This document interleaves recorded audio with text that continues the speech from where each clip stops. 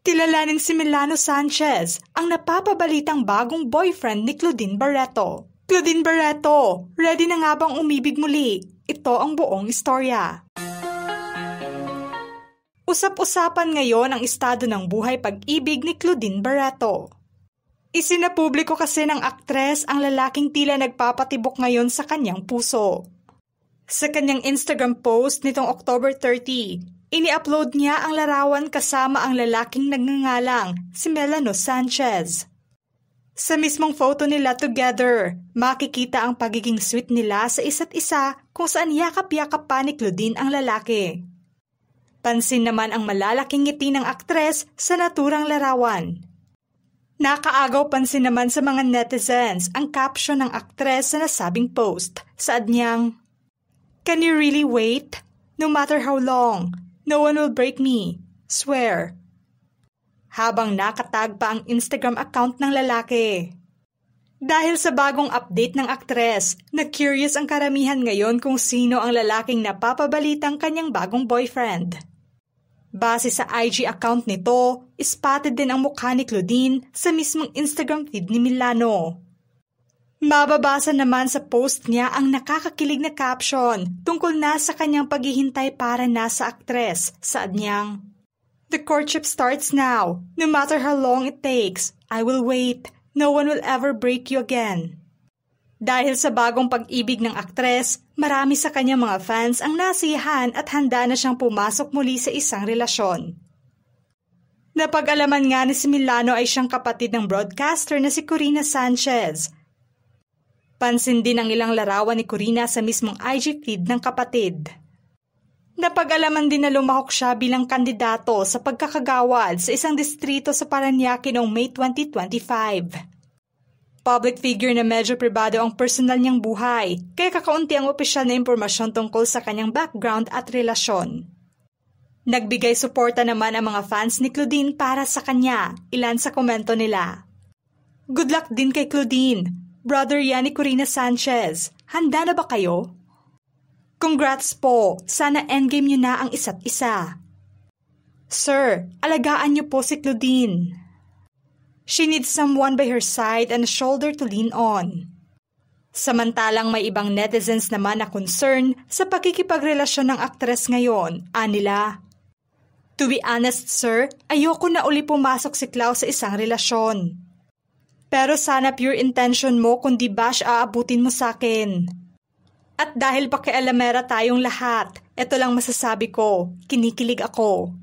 Sagutin mo na Clau. Milano, wag mo siyang saktan. Go na guys." Sana hindi siya katulad ng mga exes ni Madam. Marami sa mga netizens ang nabahala dahil hindi na nga rin bago sa kanila ang malungkot na istorya ng buhay pag-ibig ni Claudine sa mga dating nakarelasyon niya. Kung matatandaan, nagkakilala at umibig sina Claudine at Raymart Santiago, na siyang dating niyang asawa. Nag-civil wedding sila noong May 2004 sa Isabela. Pagkaraan, nag-church wedding naman sila noong March 27, 2006 sa Tagaytay.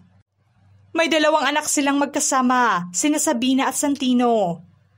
Pagdating naman ng 2013, opisyal nang naghiwalay ang kanilang relasyon. Naging controversial nga ang hiwalayan ng dating mag-asawa. Kung babalikan, ayon kay Claudine, humigit kumulang daan-daan milyong piso ang halaga ng naipon niyang pera. Mula ito sa kanyang mga show at teleserye na umano'y kinuha o hindi ibinigay ng dating asawa.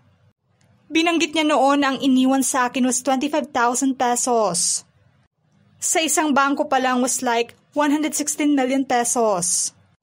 May umusbong naman na custody battle o VAUC o Violence Against Women and Children case. At annulment proceedings na kasalukuyan pa rin. Samantalang ngayong taon, hindi pa rin natigil ang isyu tungkol na sa dating mag-asawa. Si Inday Barreto na ina ni Claudine ay naglabas ng matinding pahayag nitong buwan lamang, na nagsasabing si Raymart umano ay pisikal at emosyonal na nananakit kay Claudine noong panahon ng kanilang pagsasama. Ayon sa ina, may pagkakataon daw na nakita niyang lumuhod si Claudine kay Raymart para makuha ang atensyon nito. At may tawag pa raw galing kay Claudine na "help me" habang may gulo sa bahay nila. Binanggit ni Inday na si Claudine ay nagkaroon ng anxiety at depression dahil sa pinagdadaanan. Si Claudine din mismo ang nagsabing mayroon siyang battered wife syndrome at PTSD sa isang panayam.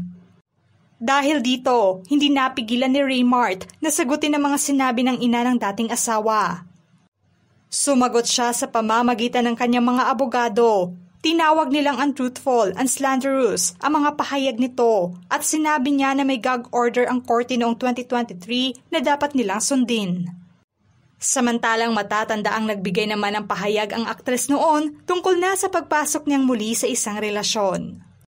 Noong 2023, aminado siya na hindi talaga siya swerte sa love life, ngunit naging swerte naman siya sa kanyang mga anak. I'm very happy with my kids. Di man ako swerte sa love life, swerte naman ako ng sobra sa mga anak ko. Sabi siguro ni God, grabe na yung mga pinagdaanan mo, so yung mga anak mo magiging mabait. Sinabi niya rin noon na hindi niya priority ang umibig muli, kaya wala na rin mga balitang lumalabas kung sino ang mga lalaking nalilink sa kanya dahil wala naman talaga siyang oras para dyan. You don't see me being linked to anyone. Hindi ko siya hinahanap. I'm focused on being a mother. I think I was born to be one. Ngunit sinabi niya rin na kung meron mang darating ay bonus na lamang ito para sa kanya. It will just be a bonus. I believe that if it's meant for you, it will come at the right time. Gusto niya rin na ang lalaking ito ay tanggap ang kanyang mga anak at ang kanyang nakaraan at pinagdaanan. I want someone who will love my children more than anything. Kung mahal ako, sana mas mahal ang mga anak ko. Because at the end of the day, they are number one. The partner comes second. Noong 2023, inamin niya na choice niyang maging single for 11 years. Personally speaking, 11 years na talaga akong walang boyfriend, walang date or anything. Meron naman daw nagpaparamdam pero hindi iyon ang kanyang focus ng mga panahong iyon. Meron namang nagpaparamdam pero siguro na-intimidate sila at siguro nakikita nila kasi na hindi yun ang priority ko. Open naman ako. Naniniwala naman ako na kapag para sa'yo talaga, darating at darating yan sa'yo na pang lifetime.